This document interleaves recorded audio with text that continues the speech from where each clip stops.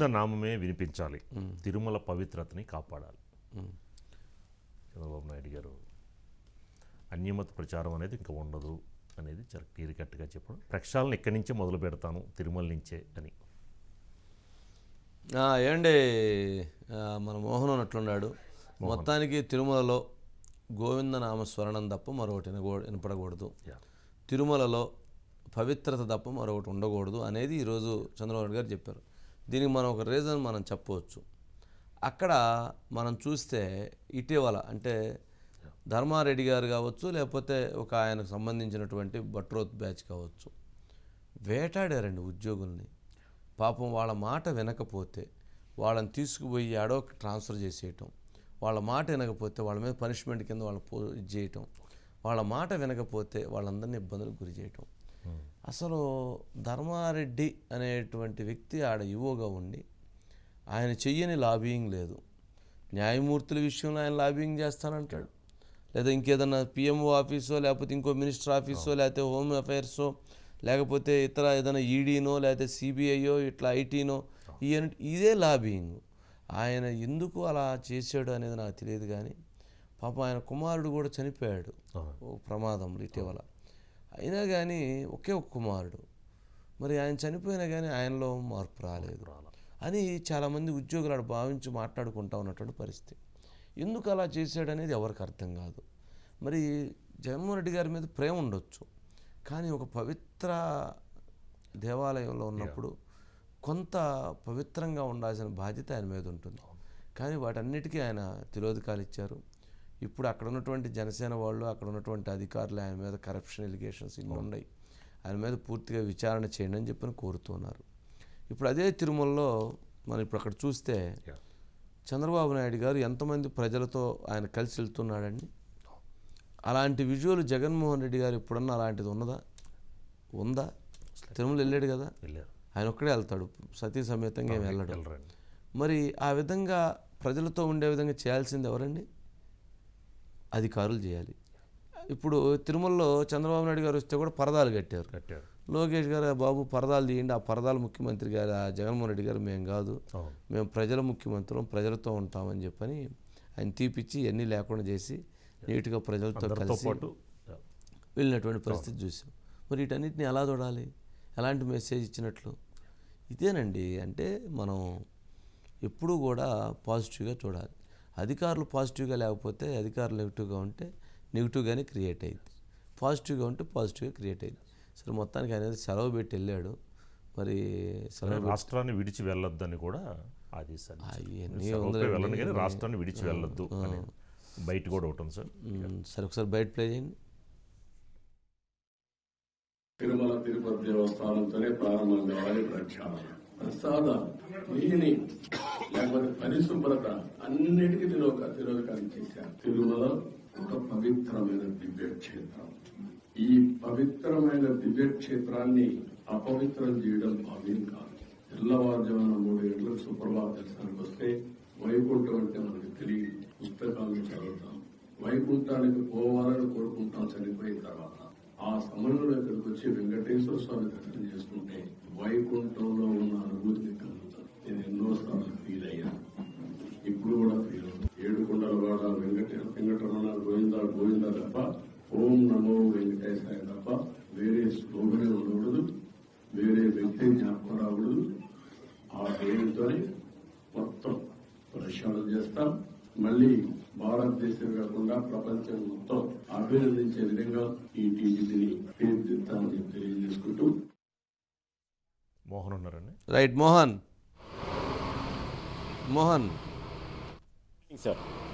ఏంటి మొత్తానికి? Good evening sir. Good evening. మొత్తానికి తిరుమలలో ఒక ఈరోజు అంటే చంద్రబాబు నాయుడు గారు అడిగారు వచ్చిన దగ్గర నుంచి భక్తులతో ఆయన మమేకమై కలిసి వెళుతున్న దృశ్యాలు ఎక్కువ కనిపిస్తూ ఉన్నాయి.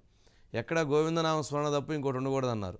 అంటే తిరుమల ముందు ఆ లోపల ఉన్న సిస్టమ్ని మార్చాల్సినటువంటి అవసరం ఉందేమో.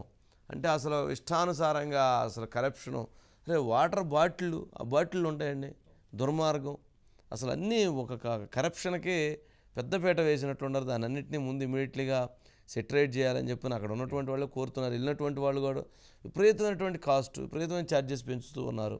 ఏంటి మోహన్, దాని మీద ఏంటి మొత్తానికి చంద్రబాబు నాయుడు పర్యటన సందర్భంగా చోటు చేసుకున్నటువంటి ఆసక్తికరమైన అంశాలు ఏంటి?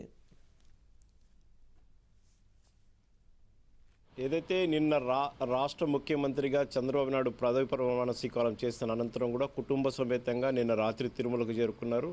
తిరుమల చేరుకున్న వెంటనే అక్కడ ఉన్నటువంటి దృశ్యాలను కూడా ఆయన చూశారు సార్. ఏదైతే గతంలో ముఖ్యమంత్రి జగన్మోహన్ రెడ్డి వచ్చినప్పుడు అధికారులు అతి ఉత్సాహంతో చుట్టుపక్కల పరదాలు కట్టి కూడా ఆ పరదాల మాటున కూడా ఆయన గెస్ట్ హౌస్ లోపలికి వెళ్ళిపోతారు, మళ్ళీ బయటికి రారు సార్. ఏదైతే స్వామివారి దర్శనానికి వచ్చే సమయంలో మీడియా వ్యక్తులను కూడా కొంత వేట దూరంలో కూడా ఉంచేసి ఎక్కడ కూడా మీడియాతో మాట్లాడే ఆసక్తి లేకుండా కూడా ఆయన వచ్చి వెళ్ళిపోయే పరిస్థితి అవుతుంది. ఇదే నేపథ్యంలో నిన్న తిరుమలకు వచ్చినటువంటి సమయంలో కూడా ముఖ్యమంత్రి చంద్రబాబు నాయుడు కూడా ఇదే మాది పరదాలు కట్టడంతో అక్కడికి వచ్చినటువంటి చంద్రబాబు నాయుడు లోపలికి వెళ్ళిపోయాక నెక్స్ట్ వచ్చినటువంటి నారా లోకేష్ గారు కూడా అక్కడ ఉన్నటువంటి అధికారులతో పరదాల ముఖ్యమంత్రి ఇతను కాదు, మేము ప్రజల ముఖ్యమంత్రి, ముందు పరదాలు ఇప్పేసి అంటూ చమత్కరిస్తూ కూడా వాళ్ళపైన కొంత ఇది ఆక్రోశం వెళ్ళబోతున్న పరిస్థితి. ఏదైతే పరదాలు అవసరమే లేదు, మాది ప్రజల ప్రభుత్వం అని చెప్పిన పరిస్థితి. మరోపక్క ఏదైతే ఇవాళ ఉదయం జరిగినటువంటి ప్రెస్ మీట్లో కూడా చంద్రబాబు నాయుడు అనుచిత వ్యాఖ్యలు చాలా వ్యాఖ్యలు చేసిన పరిస్థితి అయితే సార్. ఏదైతే గత 5 ఏళ్లలో రాష్ట్రంలో వైసీపీ పరిపాలన దోపిడీ దౌర్జన్యాలు అన్నీ చూసి ఏదైతే తిరుమల పవిత్రమైన పుణ్యక్షేత్రం నుండే ఈ ప్రక్షాళన కూడా ప్రారంభిస్తాం. ఇక్కడ గత 5 ఏళ్లలో కూడా అనేక అవినీతి ఆరోపణలు, ఏదైతే ధర్మారెడ్డి ఈవోగా కూడా పదవి బాధ్యతలు చేపట్టిన తరుణంలో అక్కడి నుండి కూడా అనేక అవినీతి ఆరోపణలు, శ్రీవాణి ట్రస్ట్ కానివ్వండి, అదేవిధంగా శ్రీవాణి ట్రస్ట్లో వచ్చినటువంటి డబ్బులు మొత్తం కూడా సెంట్రలైజ్డ్ బ్యాంకు కాకుండా ప్రైవేట్ బ్యాంకుల్లో ఉంచి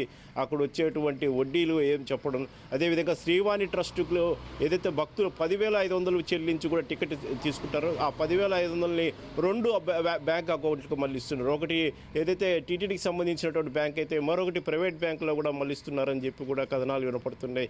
ఈ కథనాలు ప్రచురించినటువంటి మీడియా వ్యక్తులపైన గంజాయి కేసులు పెట్టించి వాళ్ళపైన కూడా బలవంతంగా కూడా దాడులు చేయించిన ఘటనలు ఉన్నాయి. మరొక ఏదైతే వాళ్ళకు అనుకూలమైన కొన్ని పత్రికల్లో మాత్రము అనుకూలంగా రాయించుకుంటూ కూడా మిగతా పత్రికల్లో వార్త రాసిన వాళ్ళపైన కూడా పోలీసులు కేసులు పెట్టి దౌర్జన్యాలు చేయడం, మరోపక్క స్వామివారి కైంకరాలు ఉదయం పూట జరిగేటువంటి కైంకరాలను కూడా వేటు వేసి ఏదైతే తిరుపావై సేవను కూడా కొద్ది రోజుల పాటు నిలిపివేయడం, ఇవన్నీ కూడా ధర్మారెడ్డి పాలన కొనసాగిందని చెప్పుకోవచ్చు. మరోపక్క వైవి సుబ్బారెడ్డి టీటీడీ చైర్మన్గా ఉన్నప్పుడు స్వామివారికి సంబంధించినటువంటి విలువైన భూములను విక్రయించేందుకు కూడా ప్రయత్నించారు సార్. విక్రయించేసి దాని ద్వారా వచ్చే డబ్బును కూడా ఫిక్స్డ్ డిపాజిట్లో వేయాలని చెప్పి ఒక ఆలోచన చేశారు. అప్పట్లో ప్రతిపక్షాలు తిరగబడ్డం, అదే కూడా తిరుపతికి సంబంధించినటువంటి కొంతమంది వారు కోర్టుకు వెళ్లడంతో కూడా ఏదైతే విక్రయాలకు సంబంధించినటువంటి కూడా రిటర్న్ తీసుకున్న పరిస్థితి. అనేక బోర్డు నిర్ణయాల్లో అనేక తప్పుడు విషయాల్లో కూడా నిర్ణయాలు తీసుకోవడం కూడా ప్రజలకు ఆగ్రహం తెప్పించింది. అదేవిధంగా శ్రీవారి భక్తులకు కూడా ఆగ్రహం తెప్పించిన పరిస్థితి.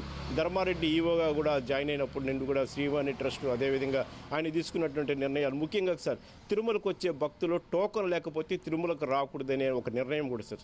శ్రీవారి భక్తులు ఏదైతే దాదాపు సుదూర ప్రాంతాల నుంచి కాలినడకను కూడా నడిచి వచ్చే వాళ్ళు వాళ్ళందరూ కూడా తిరుమలకు పవిత్రంగా వచ్చే పరిస్థితి. వాళ్ళు తిరుమలకు వచ్చిన పరిస్థితుల్లో అక్కడ టోకన్ లేకపోతే కొండకు కూడా రోజు అంటే పాస్పోర్ట్ లేకపోతే మనం ఎలా అయితే ఫారెన్కి వెళ్ళామో ఆ మాది టోకన్ లేకపోతే తిరుమలకి వెళ్ళకూడదనే ఆంక్షలు కూడా పెట్టిన మన పరిస్థితి చూసిన పరిస్థితి ఉంది సార్. ఇలా అనేక మొత్తానికి ఇప్పుడు ధర్మారెడ్డి మరి విచారణకి అడుగుతున్నట్లున్నారు. జనసేన వాళ్ళు కంప్లైంట్లు కూడా ఇచ్చినట్లున్నారు. ఎందుకంటే గతంలో దాని మీద రాయల కిరణ్ వీళ్ళందరూ ఫైట్ చేశారు. ఇప్పుడేంటి మరి విచారణ జరిగేటువంటి పరిస్థితి ఉంటుందా? విచారణ జరిగితే ఏం జరగవచ్చు? ఏ అంశాల మీద విచారణ జరగవచ్చు?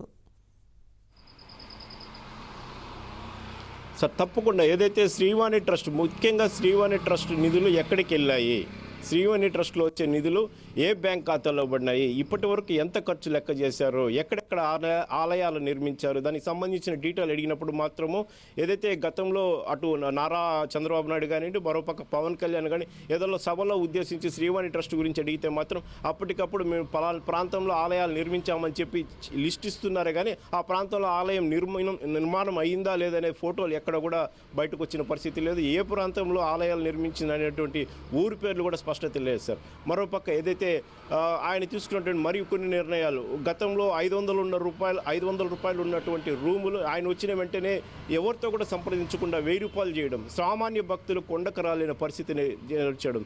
మరోపక్క మనం చూసాం సార్, ఏదైతే టీటీడీ పాలక మండలిలో ఆర్జిత సేవలకు సంబంధించినటువంటి టికెట్ అంశంలో కూడా 200 రూపాయలు ఉన్నటువంటి టికెట్లని 2000 చేయడము, అదేవిధంగా 1000 రూపాయలు ఉన్నటువంటి కళ్యాణోత్సవాలను 2500 చేయడం, అంటే డబ్బులు ఉన్న వాళ్ళు మాత్రమే తిరుమలకు రావాలి, డబ్బు లేని భక్తులు తిరుమలకు రాకూడదనే నిర్ణయాలు, ఇలాంటి అనేక నిర్ణయాలతో పాటు ఇక్కడ ఏదైతే భారీ స్కాములు కూడా చేయండి సార్. ఏదైతే టీటీడీకి సంబంధించినటువంటి ఏడాది బడ్జెట్ 4000 కోట్లు ఉంటుంది సార్, ఆ 4000 కోట్లలో 1% బడ్జెట్ మొత్తం కూడా తిరుపతి అభివృద్ధికి ఖర్చు పెట్టాలని చెప్పి భూమన కరుణాకర్ రెడ్డి చైర్మన్ అయినాక ఆ నిర్ణయం తీసుకోవడంతో ఒక్కసారిగా కూడా ప్రతిపక్షాలు దానిపైన తిరగబడింది. కొంతమంది కోర్టును కూడా ఆశ్రయించారు. అంతే దాదాపు 40 కోట్లు, ఏడాదికి 40 కోట్ల రూపాయలు కూడా డబ్బులు శాంక్షన్ చేసిన డబ్బుల్ని తిరుపతి అభివృద్ధి ఖర్చు పెట్టాలని ఒక ప్రయత్నం అయితే చేశారు సార్. ఆ ప్రయత్నాన్ని కూడా అడ్డుకున్న పరిస్థితి. ఇలా అనేక అవినీతి ఆరోపణలు ఉన్నాయి, మరికొన్ని కూడా స్కాములు అయితే ఉన్నాయి. ఆ స్కాములన్నిటిపైన కూడా విచారణ జరిపించేంత వరకు కూడా ఆయన పాస్పోర్ట్ని సీజ్ చేయాలి, ఆయన బయట విదేశాలకు వెళ్లేందుకు కూడా అవకాశం ఇవ్వకూడదని చెప్పి తిరుపతిలో ఉన్నటువంటి సిఐడి కార్యాలయంలో కూడా కిరణ్ రాయలు కూడా అయితే కంప్లైంట్ చేసిన పరిస్థితి ఉంది సార్. అదేవిధంగా టీడీపీకి సంబంధించిన వాళ్ళందరూ కూడా ధర్మారెడ్డి తీసుకున్నటువంటి నిర్ణయాలపైన సిట్టింగ్ జడ్జితో విచారణ జరిపించి ఆయన పైన కేసులు కూడా నమోదు చేయాలని చెప్పి కూడా ఒక డిమాండ్ చేస్తున్న పరిస్థితి ఉంది సార్. రైట్, చూద్దాం. ముందైతే అక్కడ పవిత్రతను కాపాడి ముందు ఆ రేట్లు తగ్గించి కొంచెం వచ్చినటువంటి భక్తులకి కాస్త మంచిగా ఆ దర్శనం జరిగే విధంగా చేస్తే బెటర్. నీళ్లు కొనుక్కోవటం, వాటర్ బాటిల్ అంతా గందరగోళం చేసి పారేశారు. సరే, అయితే